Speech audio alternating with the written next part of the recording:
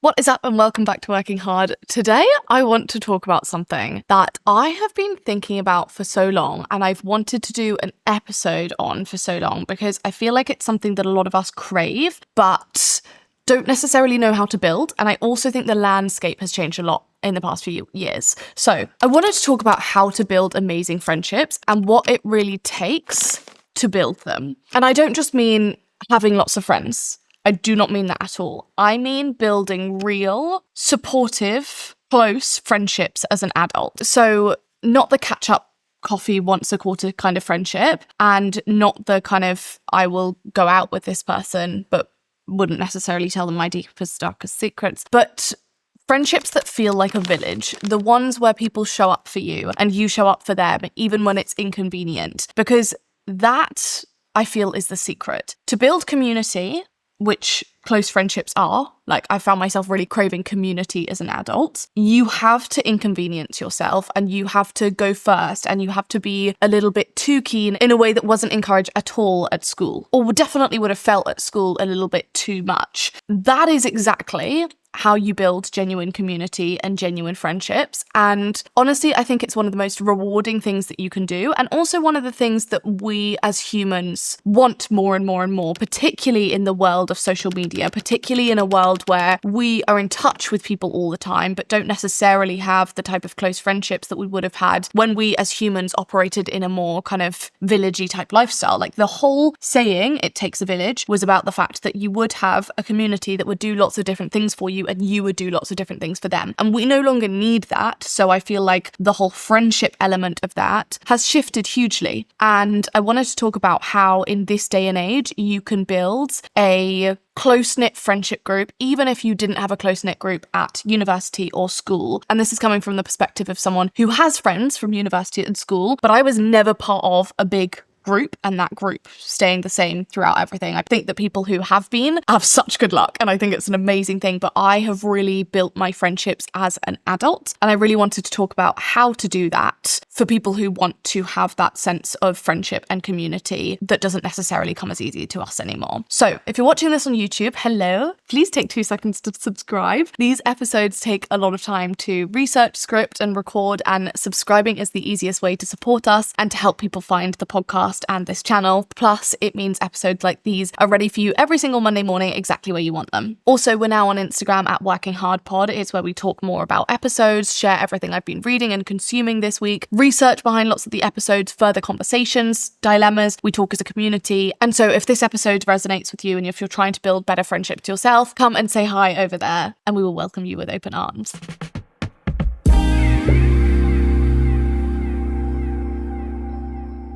So with these episodes, I always like to start with the context. And today in particular, I wanted to start somewhere that might not even seem connected to the topic, but I promise you I'll get there. And this is why I've been thinking about these types of friendships over and over and over. So I alluded to this a little bit, but I've been thinking a lot recently that so many of us have become allergic to inconvenience. I'm very much including myself in that. We have become so used to a culture of convenience, of food deliveries and any content being available at the click of a button, and AI that works out a lot of things for us and we don't need to do it ourselves. And this means that we can fully live lives of convenience to ourselves if we want to. And don't get me wrong, this is important and it is helpful, and in theory it should make a lot of life more accessible and also allow us to have more leisure time. The whole idea behind a lot of these different areas of convenience is that you don't need to walk half an hour to get this because you can get it delivered to your door. You don't need to spend 45 minutes working this out because something can do it for you. Convenience is important and it allows barriers to be broken down between different classes. It allows a democratization of lots of different things, but I also really worry about what this convenience has done to our brains, because I feel like I've definitely felt myself avoiding inconvenience in recent years. Like I will sit at home starving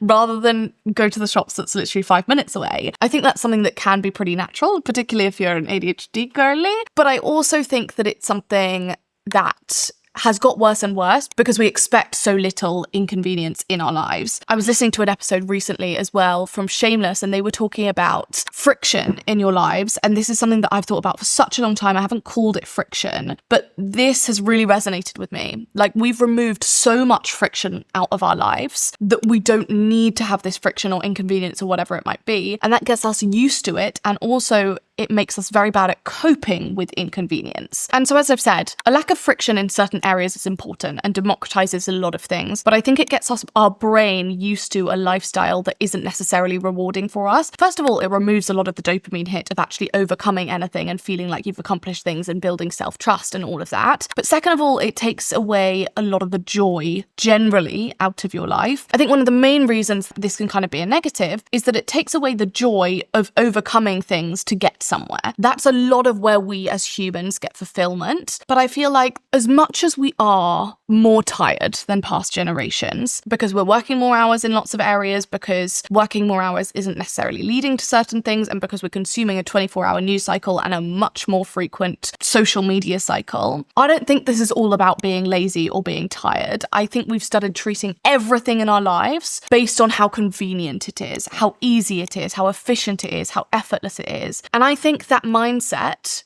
is fine in certain areas where we can optimize our lifestyle, like things like automation that make you more productive. But I think it's leaked into how we treat other things that absolutely cannot be automated, that absolutely should not have the friction removed out of them. Things like friendships. And this is how it kind of links back and what I want to talk to. So I think we expect deep, fulfilling, loyal friendships to just exist without any inconvenience, without any awkwardness, without any real effort. I think the large majority of people want to have a village without necessarily being a villager. And then we feel sad or left out or disconnected when these friendships or communities don't magically appear. But the truth is that adult friendships are hard. Everyone is busy, everyone is tired, everyone is in their own little world trying to keep up with work, relationships, family, and maybe sleep if they're lucky. And also everyone begins to be in very different stages of life. The second you enter your 20s, people are going into all different areas. Some people might be going off and not joining the workforce for a few years and traveling around the world. Some people might immediately get married and have kids. Some people might be studying. Some people might be starting in the workforce. It gets very disjointed and it becomes very easy to want to remove everything that doesn't line up to your version of what your life looks like and your version of a convenient life. And I also think that it's so easy to look around and think that everyone else has their perfect group, like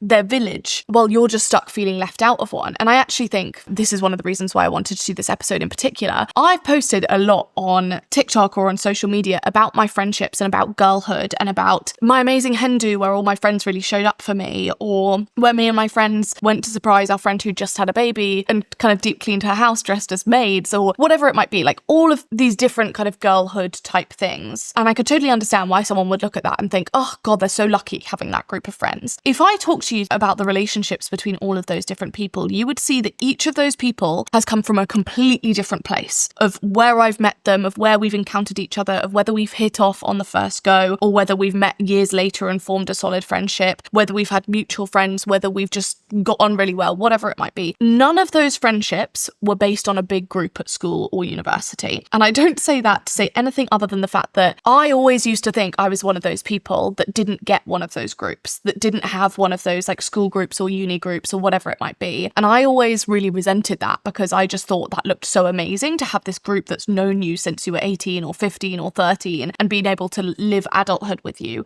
Every single one of those friends, some of them more likely, one from 13, one from 15, one from 18, one from 22, whatever. And the work has been done to make that into not just a friendship group, but to make that into a village that will really serve each other. And each of those people has their individual villages too. It's not just one insular friendship group. And in reality, most people do not have that. And that's not because we don't deserve it, but because deep friendships don't just happen. They are built slowly, they are built on purpose, they are built through effort and showing up over and over and over again on both sides. And I think I've realized this year that that is where the magic really is. I think my friendships have deepened this year more than they have any other year in my life. And I think that that has been because I've had a really vulnerable year, and I think I've needed for people to show up for me. And I think I've also just kind of stopped caring about the level to which I'm showing up to people, if it's too keen or if it's too much. Because I think to have a community that shows up for you, you have to start by being the person who shows up first. And I wanted to dedicate some time to properly talking about that. So before we get into the different theories, because I like to speak about different theories and research and everything, as well as my own kind of opinions in these types of episodes, I want to explain to you why friendship is so important, why so many of us crave it. Now, this is a scary stat, and I promise I'm not here to fearmonger you, but if you are unconvinced that friendship is worth a whole episode or worth dedicating time in your life to improve, listen to this. A YouGov study found that 1 in 5 adults in the UK feel lonely most or all of the time. And loneliness doesn't just make you sad, it literally affects your physical health. So studies from Harvard and the National Institute on Aging have shown that loneliness can increase your risk of heart disease, depression, and even early death. Basically, being lonely is as bad for you as smoking 15 cigarettes a day, based on your health. And I think we all feel that. Like, we as humans, we need to feel part of something. We need to feel supported. Like, we are pack animals. And so I do think we feel this every day. And I don't say that stat to kind of terrify you. I say that because I think we need to invest time into friendships like we would into building our finances or into building our career. You have to invest time into it, and you have to invest effort and thought into it. It does not just happen. On the flip side, the longest running study on happiness from Harvard found that the single biggest predictor of long-term well-being and health was not money or success or exercise. It was having close, meaningful friendships. Friendships literally help keep us alive longer. So it is wild that we treat it as optional, or not even optional. I feel like just as an extra area of your life, like something that happens if there's time, when really it's something that needs to be prioritized in the same way we prioritize our work or our goals or our gym sessions. And caveat there, I do think I worry about it more and more, particularly for this next generation that has spent so much time on their screens and on their phones and get so much dopamine over hitting certain goals like well-being and health and going to the gym, that they're foregoing so much connection and real in-person connection and vulnerability and accidental conversations and all of these things based on concentrating on your own goals and your selfish goals. And I will be the first person to say that goals are important, and I have many, many selfish goals, independent of my marriage, independent of my friendships, all of these different things. I have many, many independent goals, but I would highly, highly recommend to include friendship goals in that, because I think we can tell how important it is, and I don't think it's something that we naturally invest in the way that we should. So, why does it feel so hard to build proper friendships as an adult? You'd think the answer would be obvious. Time, logistics, work, family, and yes, those things do matter a lot, but underneath all of that, there is also something deeper going on. As well as the convenience point I mentioned earlier, we are living in a culture that quietly praises self-sufficiency above all else. We are told in big and small ways that the goal is independence. Don't rely on anyone, build your own life, your own routine, your own emotional resilience, and do it all without being a burden. But that kind of hyper-individualism is not strength.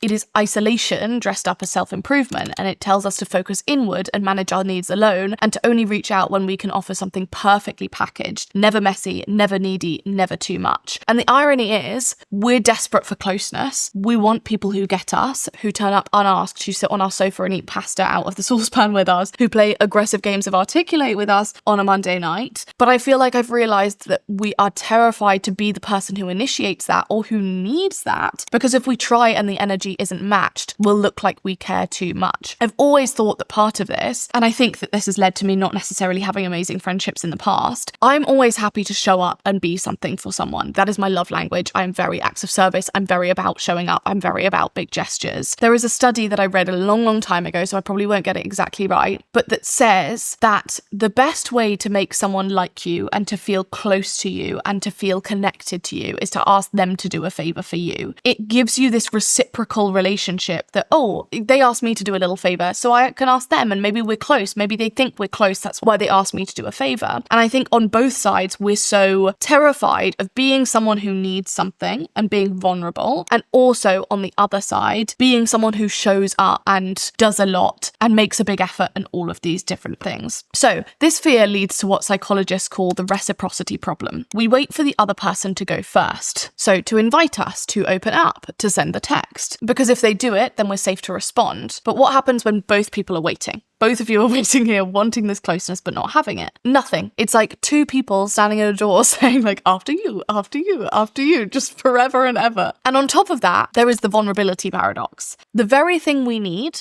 emotional honesty and shared experience, is the thing we are most afraid to offer, because vulnerability means risk, and it means admitting that you want more from a friendship than the occasional meme exchange on Instagram. It means saying, I need people, which for some of us feels like admitting weakness. But the truth is, none of this is weakness. This is the foundation of every close relationship we admire. This is the foundation of the village. The whole village was based on the concept of needing each other. So the groups that show up for each other didn't magically sync their calendars and their personalities. They built closeness through awkward first steps, through going out of their way, through being a bit too much until it didn't feel like too much anymore. That is what builds emotional safety. Not silence, not independence, but acts of care over time. The kind that aren't always reciprocated immediately. The kind that feel one-sided at first. The kind that require you to go first again and again until the pattern shifts and the closeness sticks. So, I wanted to get practical on this because I know it's easy to hear, to have the village, you need to be the village. I think that's something that's not talked about anywhere near enough, but I do think it's easy to hear that and go, okay, but how do I do that? Or I've been doing that over and over, but I haven't been getting that back. So I want to get practical. How do you actually build better friendships as an adult, especially when time is limited and everyone's a bit emotionally maxed out? So I would suggest that you start by choosing your people intentionally, and I will be the first person to say this. You absolutely do not need 50 friends. In fact, trying to maintain that many friendships usually leads to none of them feeling properly close. Pick a handful,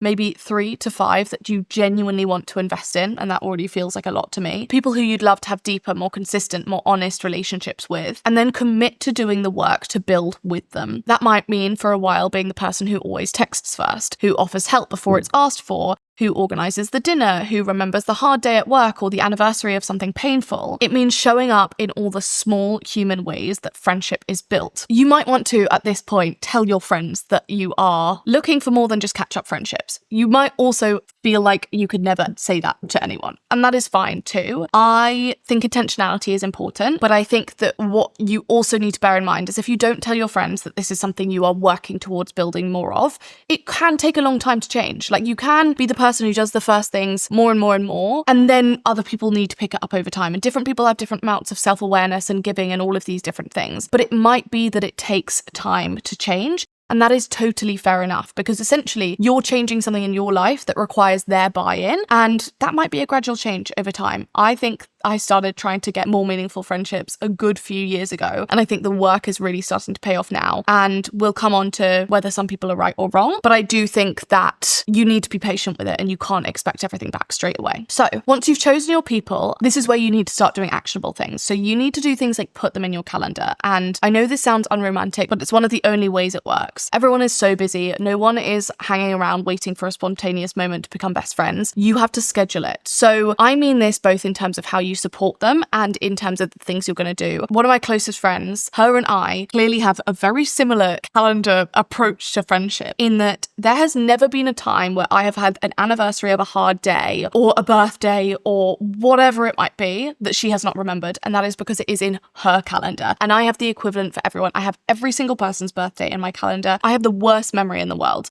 And I want to write down when my friend has an interview, and I will specifically text them after that. And that is not because I have a good memory, it is because I care and I would want them to do that for me. And therefore I make an effort to put things in place to mean that I am not going to forget. Also, it's important to schedule things in terms of how you're actually going to see them. So I love having standing versions of things. And what a standing version of something is something that replicates. So I personally love having a weekly dinner. For some people, that might be way too much. So I have that with a friend who I live 10 minutes away from. And every single Monday, we have a weekly dinner. It's 4 of us. We all come pretty ugly. We come with our hair wet. We come in pajamas. Sometimes we watch a movie and sometimes we have a big old chat. It's different every week, but it's really just a placeholder to mean that we're never just having a brunch where we're just like, and what's been going on with you? What's been going on with you? What's been going on with you? Round and round in circles. We actually get to have deeper conversations. This for you could look like a weekly walk with someone who you live close to, or a 10-minute FaceTime with someone who you don't, or a monthly dinner on the first Tuesday of every month. Literally whatever you can do, make it real, make it routine, and make it non-negotiable. Because that consistency builds closeness in a way that big occasional meetups just don't. And one of the really good examples of this is that when you have siblings, you are so close to them growing up because you see them every day. You're able to exist in tandem with them rather than just when you see them catching up. And this is one of the things that I've always wanted to get with my friends. Like, I've wanted to be able to see them and it not just be about catching up with them. And I've gone out of my way, therefore, to make sure I'm seeing them as much as possible in ways that don't need to be big deals or big occasions. And I think that's really important. And all of this helps to build rituals, not just random catch-ups. So instead of constantly sending the "let's do something soon" text into the void, try to create moments that repeat. Like, if you intentionally, just as if you were starting a relationship, you could not have a relationship if you were only seeing that person once a month. Like, you just wouldn't go into that. So I don't understand why we don't have the same approach with our friends. I know we're busy, but as I've said, it can be a FaceTime. Like, when you're getting ready for work on a Friday, working from home, you FaceTime each other. Or Wednesday when you're cooking dinner, you FaceTime each other. Or if you're lucky enough to live close to people, you can actually do that in person. And I would encourage that as much as possible. But like, maybe you're the Sunday night pasta person. Maybe it's a monthly wine class or a shared gym class. Something that doesn't require the energy of always planning over and over, but becomes its own rhythm over time. And that rhythm is where closeness starts to settle in. There's one of the most important shifts I think you can make: giving without keeping score. And I know that is easier said than done, especially if you've been in friendships before where you gave and didn't get anything back, which is the number one cause of friendships having ended in my life. But at its best, friendship is not transactional. You don't do kind things so someone owes you later. You do them because that's who you've decided to be. You've decided to be someone who shows up, someone who cares, someone who leads with generosity. And this is something it is hard to wire into ourselves, particularly if you didn't have the best friendships at school. I always found that at school I shied away from effort because I was someone who was really happy to give a lot of effort and it would be seen as very keen. So I didn't necessarily want to be that person because I saw it as inherently uncool. I saw it as something that would make people not want to be friends with me. Whereas in reality, the right people will absolutely want to be friends with you if you're that type of person, and they will give that back. I believe the same here as I do in relationships. High effort people should be friends with high effort people. Low effort people should be friends with low effort people. You want different things from different people. Low effort people probably would not like this type of friendship at all. Maybe they would, but you want to build the type of friendship that you want and that also works with your friends. So if you are a high effort person, you should have some high effort friends. Otherwise, you're always going to feel like their love is falling short for you versus what you're giving them. And I want to be really clear here. Just because you're giving, it does not mean you should not receive. Friendships cannot be one-sided forever. So yes, give without expectation at first, but also stay tuned in. Pay attention to whether it's coming back to you over time. Maybe it's not in the same way, but in some way. And if after a while, after multiple moments of showing up, you still feel like nothing is being reciprocated, not the care, not the time, not the energy, then it is okay to protect yourself. It is okay to know that this is not a person you are going to have a high effort friendship with. I have so many friends who I love, who I do not have this type of friendship with. It doesn't make you cold. It makes you someone who values their time and emotional energy, and you deserve to be in friendships where the love flows both ways. Building better friendships takes effort, a lot of effort. But when you get it right, when you're in community with people who show up for you like you show up for them, there is nothing better. That is the village.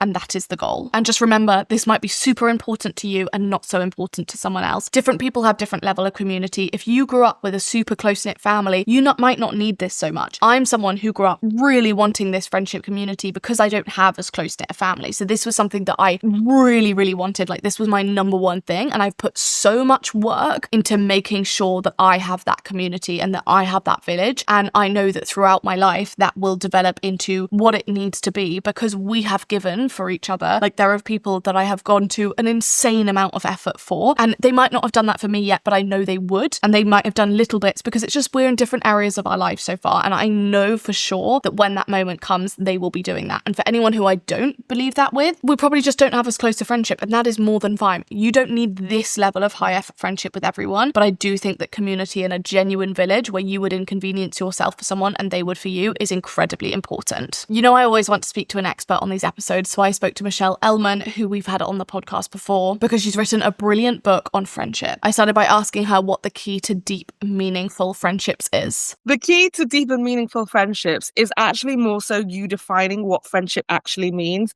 I think so much more in romantic relationship, we look at our values, but within friendship, we don't do so.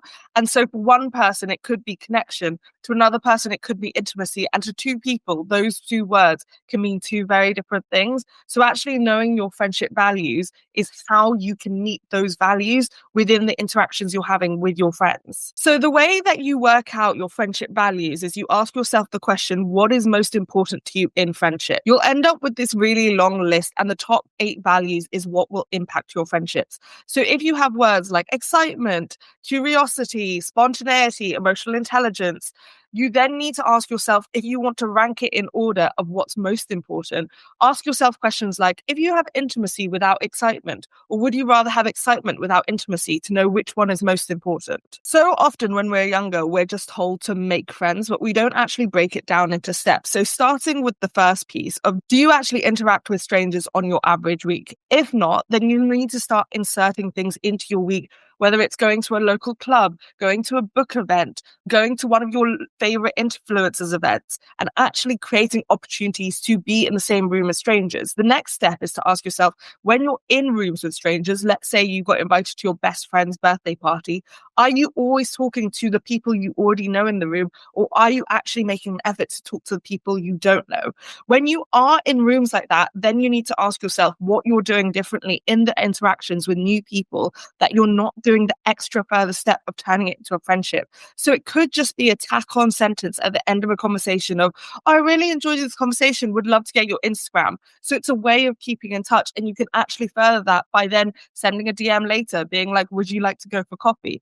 And it sounds really obvious when I teach people these steps, because you never really got taught how to make friends. But actually, if you break it down to what's the micro thing within those processes that is preventing you, it's actually more actionable to then pick one of those things and go, oh, okay, so it's the fact that I don't meet anyone new throughout the week, so of course I'm not making new friends. One of the things I talk about in Bad Friend is that inconvenience is the price you pay for good friendship.